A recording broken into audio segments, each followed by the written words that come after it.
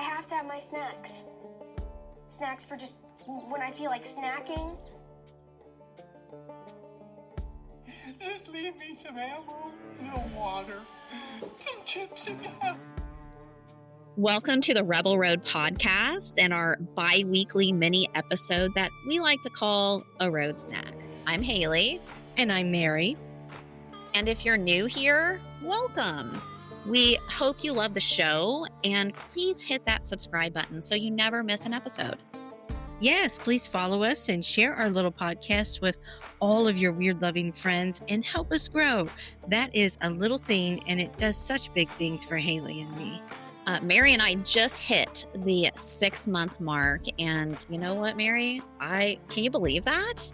No, time has flown by, and I'm going to blame CERN on that. We've been blaming it on CERN for a couple of years now, Mary. But, you know, they say if you love what you do, the time flies. And we love talking. And we love talking about all the strange topics, conspiracies, theology that is not quite mainstream, and the cryptids. And listeners, maybe your story. So if you have an experience with something weird and supernatural, maybe it's a little out there, we would love to hear them and possibly have you on the show sometime. We've had some folks reaching out. We love seeing that. So you too, please reach out to us. Yeah, you can reach out to us at rebelroadguest@gmail.com, and I promise we will get back with you. We've had a few reach out, like Haley said, and we're working on a few possible episodes and even a few inspiring and possibly strange testimonies, because we do love a little or a lot of Jesus here on this podcast. We certainly do. We really want to grow the show into a wonderfully weird and supportive community. So if you have been thinking about it, email us today. You just never know. So Mary, let's get to it. What's the tasty road snack that we have today? Today, Haley, we are transporting back in time to 1952 and the beautiful state of West Virginia here in the United States. Have you ever been there, Haley? I've not. That's one that I've not been to. Okay. Well, we went, I think, as kids for Civil War stuff. My dad and my little brother, they were all about the Civil War. But it is absolutely beautiful there. And we are going to Braxton County and the town of Flatwoods, where a bizarre entity glided into the sights of several different witnesses with glowing eyes, hissing sounds, and a mysterious putrid mist. Let's tell that story. The air in Flatwoods smelled of damp earth and sweet summer grass. But on the evening of September 12th, 1952, it turned into something foul and dark. 14-year-old Edward May and his younger brother, Freddie, were playing outside when they saw it. A streak of red fire tore through the sky and crashed behind the crest of the hill on the Fisher farm. Breathless and full of excitement, they ran to find their mother, Kathleen May, and a local National Guardsman, 17-year-old Eugene Lemon. Together with a small group of neighborhood boys and a loyal dog, the group set out to find whatever had fallen from the sky. As they climbed the hill, a thick greenish mist began to swirl around their ankles. It didn't move like regular fog. It felt heavy, almost oily. Then came the smell, sharp and with a metallic taste that burned the back of their throats, like the scent of a machine shop on fire or sulfur from a struck match. The dog was the first to sense it. He bolted ahead, barking into the darkness, only to return moments later with his tail between his legs, whimpering and running back towards his home. "Look," someone whispered. At the base of a massive oak tree sat a pulsating, red-orange ball of light. Eugene shined his flashlight in the direction of the oak tree. The beam cut through the eerie mist, and for a terrifying second, time seemed to stop and the forest fell silent. Floating just above the ground was a nightmare. It stood over 10 feet tall. Its body was a dark metallic cylinder draped in what looked like a pleated green skirt. The group stood motionless, eyes wide in disbelief. But it was the head that froze their blood. It was shaped like an ace of spades, blood red and glistening with two glowing eyes staring back at them. Not human eyes, but otherworldly and hollow. Creature didn't walk. It hissed with a sound like escaping steam, and it glided toward them, the haze swirling around the entity. Panic hit the group like a physical blow. The mist seemed to thicken, making their lungs ache, and their eyes began to sting. They turned, falling, and scrambled back down the hill, sliding through the mud and briars. A powerful fear seized the group, and the metallic stench clung to their clothes and burned their skin. They ran for the safety of home. By the time they reached the May house, the symptoms of the putrid mist began to set in. Eugene collapsed, his body racking with convulsions. Kathleen and the boys were gripped by a violent, unstoppable nausea. Their throats began to swell, and Kathleen May gripped the edge of the kitchen table, her head spinning. The metallic, burnt match smell of the mist was no longer just in her nose. It was in her pores, clinging to her hair and the fabric of her dress like an invisible oil. "Mom, it burns," one of the boys whimpered, clutching his stomach. They were all pale, eyes bloodshot and watering, as if they'd been standing in a cloud of pepper spray. Kathleen, fueled by a mother's protective panic, grabbed the telephone. Her hand shook so hard she nearly dropped the receiver as she dialed the Braxton County Sheriff. "It wasn't a plane," she told the operator, her voice raspy. "There's something on the hill, something not right."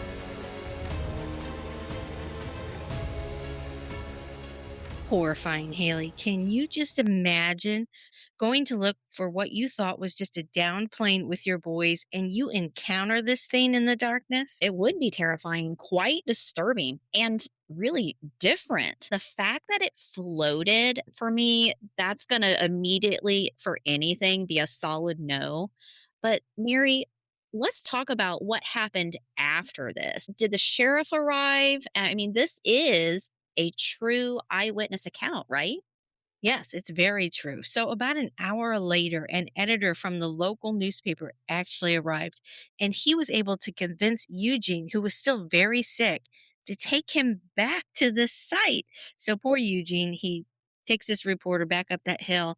And when they got there, the reporter reported that the entity was gone, but the air was still thick and that strange smell was still lingering. He said he had never seen humans so terrified. And the next day he went back out and he found tracks of an oily, gummy substance. How gross is that? Now, the police did arrive as well, but not until later. They had been busy with multiple reports of a downed aircraft. So lots of people called this thing in, and the police claimed that when they got there, they didn't smell anything or find any traces of any greasy tracks or a monster. But it's interesting that their police dogs refused to go back into those woods. They wouldn't even go up that hill. So, what happened with the dog that was in our group? Do we know? Well, some say it was found dead in the yard, and that's sad. And other reports claim it was just sick for a few days too, and then it was fine. So I'm going to choose to go with that later account, but that's not widely known. Nobody really knows what happened to the dog. Yeah, I agree. I'm going to stick with the dog was fine as we love our pups here on Rebel Road. So, Mary, were there any other sightings or just this one of the Flatwoods Monster? There were a few, and just 5 miles from Flatwoods in Heaters, West Virginia, we have another account written in her own words. And so this is the account of Audra Harper. Okay, well, let's read that one.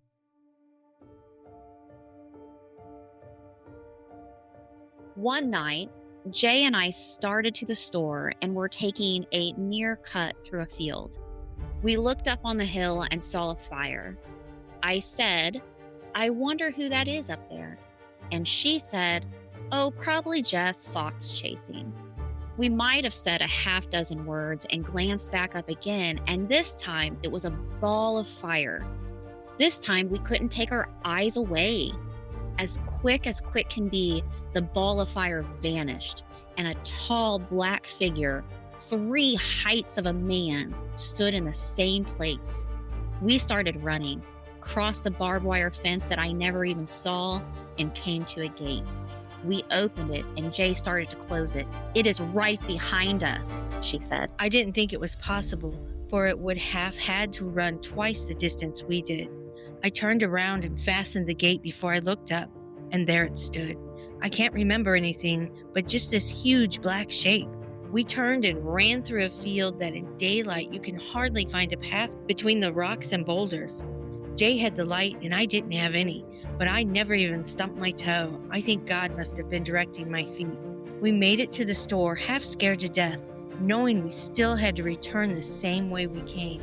We tried to borrow a gun, but everyone thought we were just imagining things. They didn't believe a word we said. We started back alone, but 2 neighbor boys had come down for a beer or 2, and they went back past this awful place with us. To have an experience like this and have no one believe us was terrible to bear. Then a woman and some children saw a huge form of sorts at Flatwoods, a few miles from us, and they even had her on television and wrote a big story about the Flatwoods Monster. I know we saw something just as bad. I'm 33 years old, and there is no insanity in our family. I think I'm at least average in smartness, but think me crazy if you will. I will never believe anything else. So she wrote this account a few years after it happened. But can you imagine the frustration and fear you would feel, no one believing you? And I couldn't find anything about her friend that was with her. She's never been named. But the 2 of them, I mean, again, horrifying to experience this.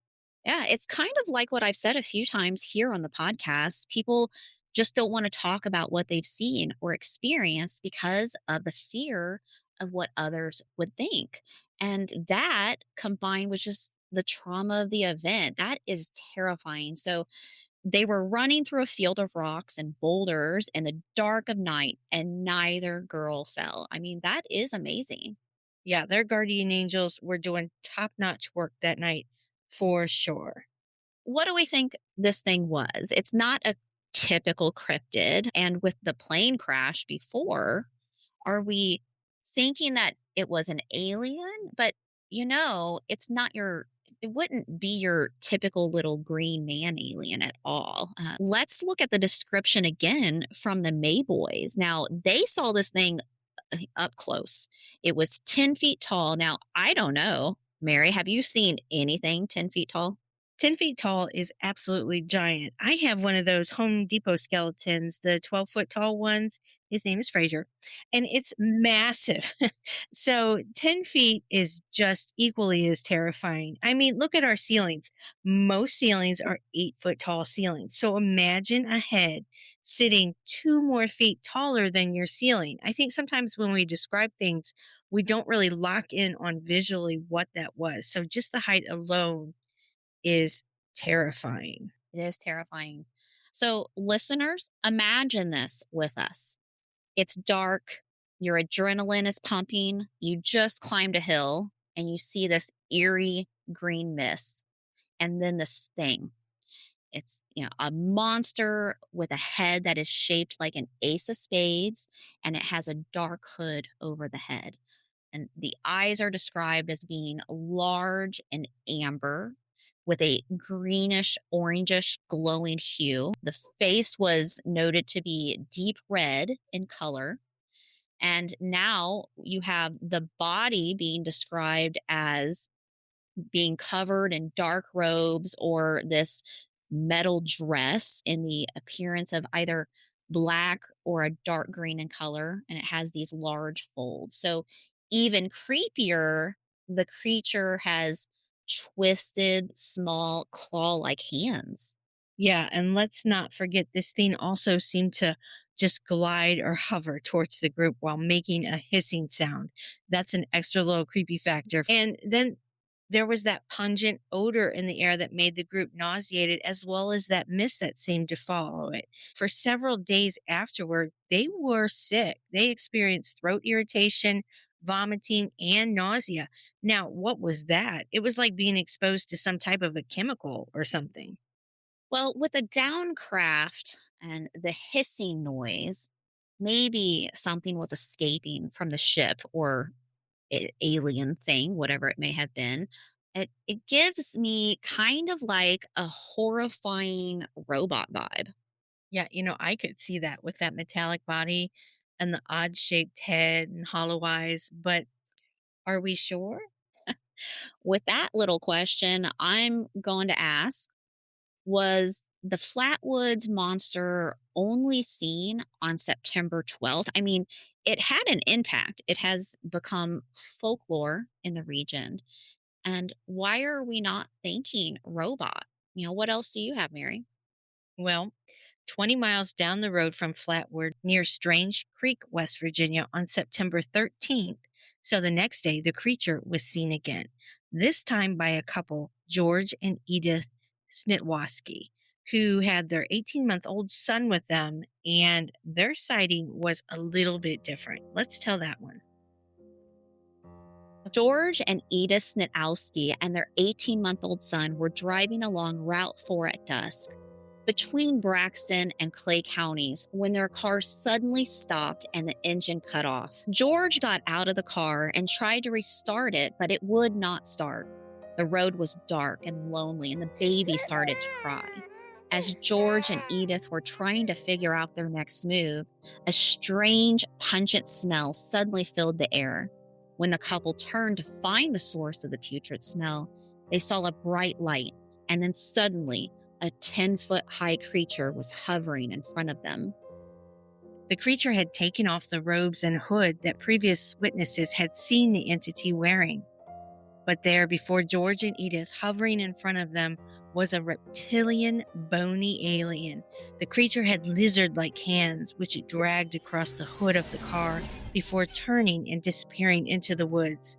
As soon as the creature had disappeared, the car restarted and the couple sped off into the night. Reptilians? I wouldn't have guessed that if I had 100 guesses, but I love it. I know, right? That escalated real fast, but it didn't harm them. It either was the reason their car stopped or the reason it restarted. Now, investigations into these sightings were done with the sheriff's department, and they widely discounted them because, well, the creatures were gone by the time they got there, and there was never any smell or evidence. You just had these terrified people telling their stories. And to make these sightings just a little more credible, though, representatives from the U.S. Air Force came to investigate the area. And interestingly, the Flatwoods Monster incident was investigated under Project Blue Book, which is, the U.S. Air Force's secret program for analyzing UFO reports. And the report is now declassified. You can actually go and find it. So the sightings of the Flatwood Monster to this date still remain a point of significant debate. Now, the Air Force claimed that people just saw a meteor, a barn owl in a tree, and that gas, it was just swamp gas. Well, that does sound like a solid official response. Nothing to see here, folks. So just keep moving along. So, Mary, this is close to the Appalachian Mountains. Yeah, right? it is.